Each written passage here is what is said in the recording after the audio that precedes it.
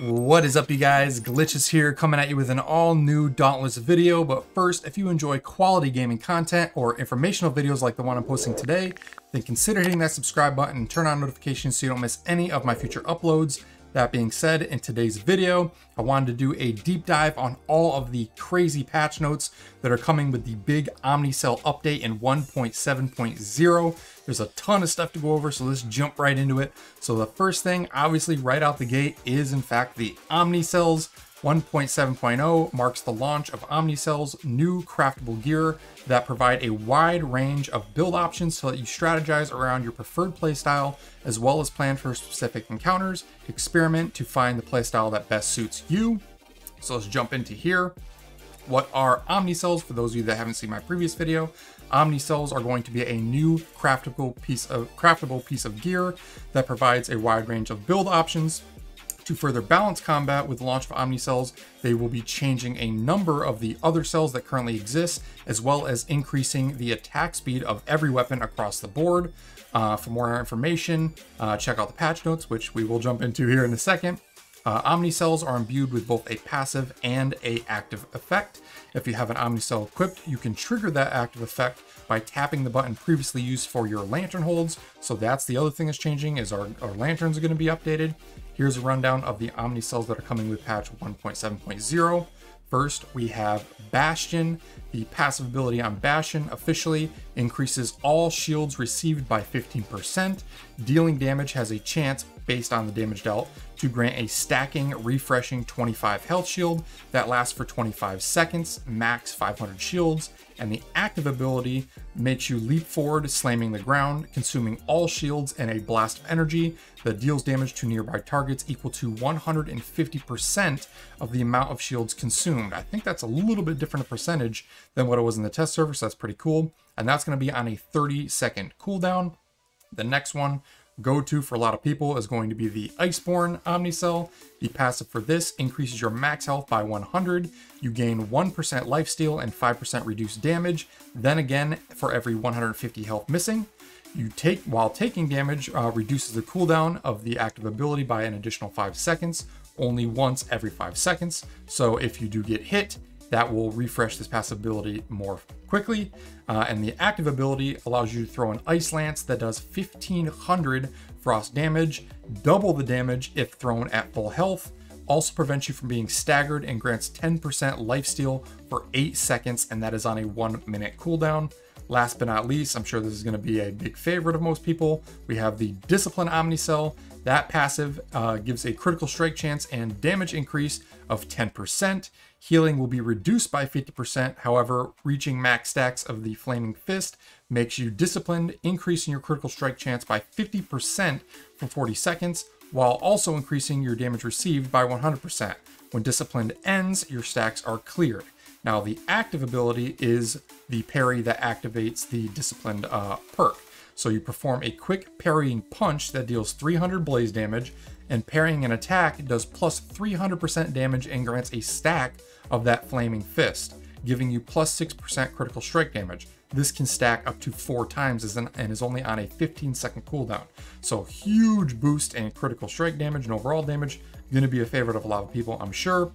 Now, preparing for the Omnicells, as you may have gathered, we're moving the regular Iceborn and Discipline cells, and if you crafted at least one of these cells before this update, you will be compensated with the Omnicell version automatically.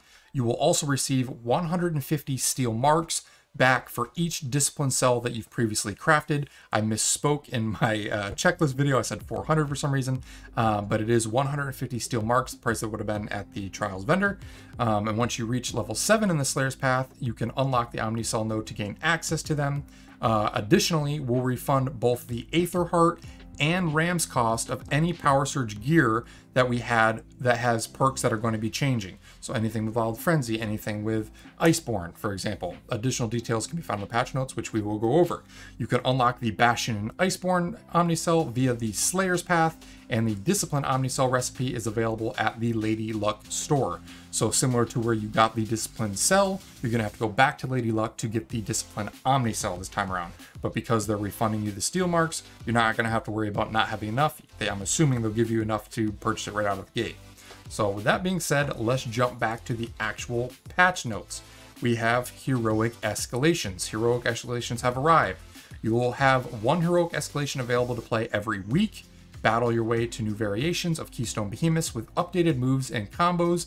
Come back each week to see if you're up for the challenge and put your skills to the test to earn elemental crowns and more. Super excited about those elemental crowns. I really want to see what they're going to look like. I'm super stoked about it. I'm all about new transmogs, so that's pretty cool. Not even transmog, these are just straight up crowns. We have only like 4 of them that we can choose from right now, so it's pretty cool that they're adding more. We're also going to be getting a new cell, the Galvanized Cell. The Galvanized Cell grants increased critical strike chance based on the amount of shield stacks that you have, and at higher ranks it also grants increased critical strike damage for every 150 to 50 shields, gain plus 1% bonus critical strike chance. Ranks 4 through 6 also gain 4 to 50% critical strike damage. So this is basically going to be the split off I was talking about in my previous video with Tenacious. That is going to be changing a little bit. I'm sure they have details about that further down that we'll go over, but that is going to be split up. Tenacious is going to be just for health, and Galvanized now is going to be just for your shield gain. So a little bit of a change there. Moving on, we have the Wild Thunder Hunt Pass. Unlock the styles of the Ashian Hinterlands Rangers, operating mostly in secret beyond territory frequented by the Slayers of Ramsgate. They've sworn to protect the settlers abandoned by Ostigard's Imperial Triumvirate. A returning threat will force them, however, to seek the aid of the exiled Admiral Zai.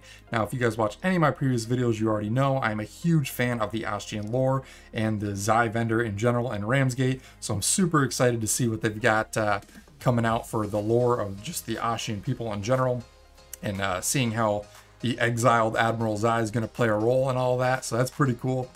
Moving on, our reward cache is going to be refreshed.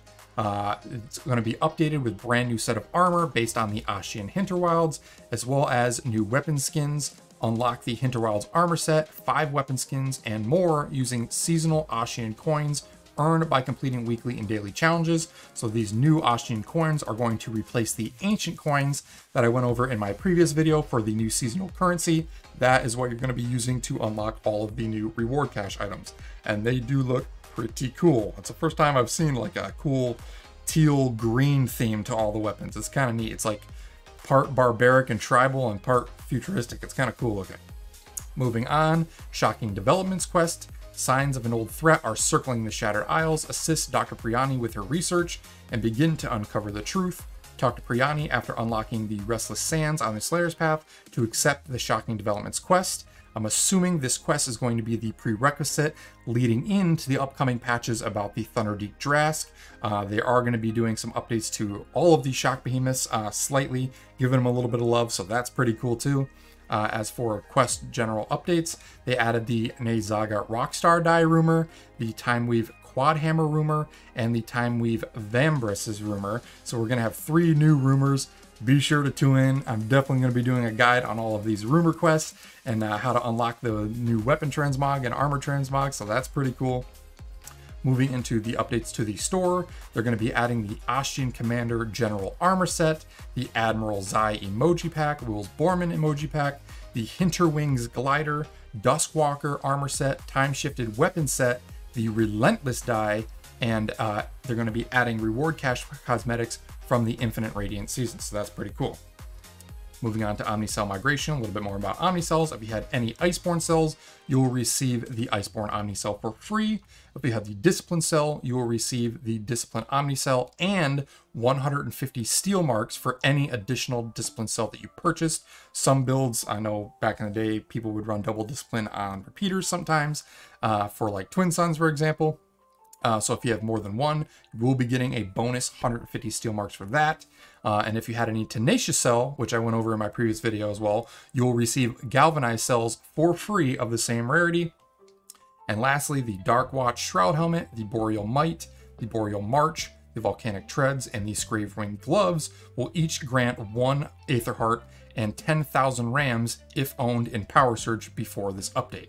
So pretty cool changes there. Moving on to balance updates. Now these are big ones. A lot of things are changing with this update. Rage. Once every 50 to 15 seconds when you take damage, you deal plus 20% increased damage for 15 seconds. Overpower, plus 10 to 40% increased damage for staggered behemoths. Evasive Fury, after dodging through an attack, gain +6 to +15% attack speed for 20 seconds. Wild Frenzy is now going to be called Assassin's Frenzy. Each time you break or assist in breaking a part, gain +15% attack speed for 10 to 40 seconds, depending on the rank of the cell in your build. Etheric Frenzy is now a technique cell called Etheric Evasion. On dodging through an attack, reduce the cooldown of your lantern ability by 5 to 35% based on the amount of points you have in your build. Next, we have Lucent. Your flask heals over 20 seconds, but for 20% more healing. While this heal is active, you increase the recharge rate of your lantern ability. This may or may not have a comeback in some people's builds because lanterns are going to become much more important now. Moving on, we have Grace. Ranks 4 through 6 now grant attack speed equal to half the move speed increase for 40 seconds. Etheric Attunement reduces the cooldown of your lantern ability by 10 to 50%, depending on the level in your build. Aetherborn, using Aether Vents at rank 4 through 6 will cause you to enter Aether Rush state, similar to what you get with Warpike, so that's pretty cool. Guardians getting a change, +5 to 30% of shields applied to you are also applied to your nearest ally for 15 seconds. Fortress, after not taking damage for 10 seconds, you gain shields of 65 to 135 that can stack up to 3 times, so that's a bit of a change there. And then for Zeal, the effect text has been updated to show that it affects lantern abilities instead of just the tap. And lastly, they removed the Tenacious effect that increased critical strike chance at higher ranks. It is now only going to increase your health benefits, and Galvanize is going to be replacing the shield benefits for crit rating. So those are all the perks updates. Moving on to armor, the Darkwatch Shroud Helm now has the Cunning perk, so that's pretty cool. It's not going to compete with the exotic helmet anymore that people are swapping it with. The Scravewing gloves now have Etheric Evasion. Boreal Might, Boreal March, Volcanic Treads will now have Tenacious instead of Iceborn, so that's pretty cool. Moving on to gameplay, the Skarn Weapon's unique effect now grants a stackable 175 to 250 shield that lasts for 25 seconds after using your Lantern ability, and the Valamir Weapon's unique effect damage has been increased to 550 or 700 depending on the level. The low-life builds with Wild Frenzy have dominated the meta for a really long time. Many players feel like this is the new standard for Dauntless. Outright removing Wild Frenzy and making other attack speed buffs conditional would have a major impact on the feel of the game. After some careful reflection, we've decided to increase the default attack speed on all weapons to give all players a higher baseline that matches the fast-paced nature of modern Dauntless. We've also done a pass over all the other attack speed bonuses to create a more consistent experience and added a new cap to attack speed to prevent extreme scenarios that introduce bugs. So they're kind of leveling the playing field of all those meta Half-Life Wild Frenzy builds, making things a little more viable for more variation, which I'm always for. Moving on, Hammer and Axe attack speed has been increased by 12%. Sword, Warpike, and Repeater's attack speed has been increased by 10%. Chain Blades and Aether Strikers are increased by 8%.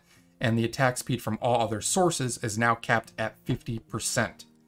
Moving on to weapon specific, the Aether Strikers. Tempest Form attack speed bonus is reduced to 15%. For the Axe Vertical Ripper repeatable combo finisher attacks are now affected by attack speed perks up to plus 105%. The Sword increased Ardent Cyclone's base damage per hit from 70 to 80, doubled the Ardent Cyclone's bonus damage on its finisher, however, removed all meter gain while performing Ardent Cyclone, so we don't have the infinite Cyclone builds anymore, but to compensate for that, we are going to get a little bit of a damage boost and increased damage to the finisher when leaving the mode. For Hammer, the Molten Edict damage from Fireball shots has been reduced by 33%, and the damage from the Ground Fireball has been reduced by 25%. So in the last patch, the Molten Edict was pretty overpowered, so it looks like that's getting a little bit of a nerf. Rightly so, in my opinion. For Lanterns, using an Aether Vent now reduces your Lantern ability cooldown by 20%. That's interesting. Aether Wisps now reduce your Lantern ability cooldown by 10%. That's kind of cool too. Be good for the hunting grounds. Lanterns no longer have tap abilities and have been replaced with Omnicell active abilities. Shrike Zeal buff no longer stacks with other active Shrike Lantern buffs. The Spiteful Onslaught now triggers on Lantern Hold instead of tap, I'm assuming within the escalation. And lastly, the Aether Drive Tonic now increases the recharge rate of your Lantern's ability by 100% for 60 seconds. Moving on to the Hunting Ground changes. The Elder and Primal Behemoths have been removed from all Hunting Ground islands except for the Paradox Breaks, so unfortunately you can no longer farm them in the low-level Brightwoods. You have to go to Paradox Breaks to get those stones. The Paradox Breaks minimum level has been increased from 13 to 14, and the recommended level increased from 17 to 18. The Hunting Grounds was designed to be a social experience that promotes drop-in, drop-out gameplay with other Slayers. After evaluating the data on how players engage with each other in this mode, and after listening to player feedback, we decided that the danger meter wasn't living up to our original design goals. In the end, it was causing too much friction when playing with others. This change will maintain the failure case on encounters while removing the pain points associated with other Slayers going down around you. And these are the changes to the damage meter. So the damage meter in the Hunting Grounds no longer increases when a Slayer is downed. Cool. The danger meter in Hunting Grounds does not increase faster while Slayers are downed.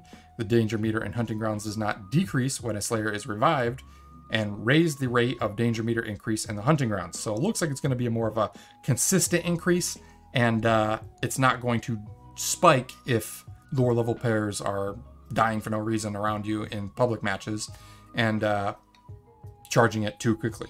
So that's pretty cool. Moving on to Behemoth specific. Excuse me. For Drask, the Drask head no longer deals damage during its tail swipe attack. The Scrave increased the time between blizzards when fighting Winterhorn Scrave. Amazing. For Stormclaw, they reduced the health on Stormclaw's shock fences, so they're easier to destroy now. And lastly, they removed the past and future talent trees. We kind of already knew that was coming, and added shiny new icons for Dauntless on consoles.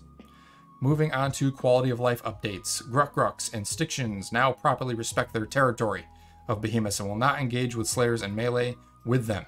But as always, they'll be waiting for moments lurking in the shadows. They've said they've updated this already in previous patches, but they still attack you at like point blank range, so hopefully that's legitimately fixed this time. Shields, visual, and sound effects now only play for 3 seconds when shields are applied, instead of persistently as long as you have shields. Drast, they added a new death animation, added new stagger animations, and lowered the intro roar sound effects. For UI, players can now die and transmog their armor during matchmaking. The Lucky Break menu now focuses on the last item purchased from Lady Luck after purchasing an item, and the menu now focuses on the closest item next to the last purchased item on the store screen after purchasing an item. Quest updates. Behemoths will not drop parts that are no longer used. Die Rumors will no longer require etheric crown plates and will instead require the epic part from the target behemoth. So that's pretty cool there, making those die rumors a little bit easier. For Hunting Grounds, they added various alternate versions of out-of-combat music. For cosmetics, they fixed some emotes that would not be canceled when walking. And moving on to the last few things here, the bug fixes. For Malkirian, Malkirian's lightning projectiles now have audio. Stormclaw, they fixed a bug where Stormclaw would walk slowly before going into the Prounce attack. Overall gameplay fixes, fixed a bug where Elder Behemoth shields would remain visible while Behemoths were invisible or teleporting. Fixed an issue where Elder Behemoth shields would be invisible. Splitting lava and splitting umbral attacks now reliably break on Behemoths and will no longer move through them. Fixed a bug where other Slayers would be invisible on hunts. Fixed an issue where Slayers would be left standing after being knocked down.